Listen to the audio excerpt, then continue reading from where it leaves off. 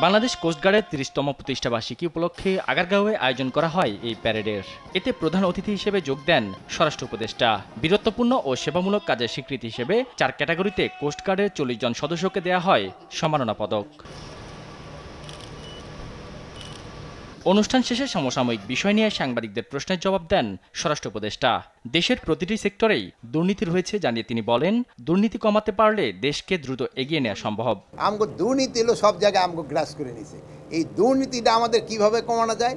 যদি দুর্নীতিটা কমানো যায় তবে আপনারা দেখবেন সব সেক্টরে আমাদের উন্নতি হবে, সব সেক্টরে উন্নতি। আমি তো বলি যে আমাদের বড় সমস্যা দুর্নীতি। যদি আমরা দুর্নীতি করি আপনারা প্রকাশ করে দেন। এই সময় মব জাস্টিস নিয়েও কথা বলেন উপদেষ্টা। যারাই মব সৃষ্টি করবে তাদের বিরুদ্ধে ব্যবস্থা নেওয়া হবে বলে হুঁশিয়ারি দেন। সব জনতার কিন্তু নিয়ন্ত্রণের দায়িত্ব আমাদের। এখন কোন জনতা কিসের জন্য মব ক্রিয়েট করে ওইগুলো কিন্তু আপনারা একটু দেখতে হবে।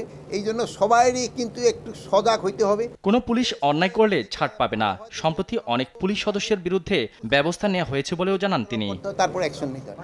সাদাত নিশাদ, দেশ টিভি, ঢাকা।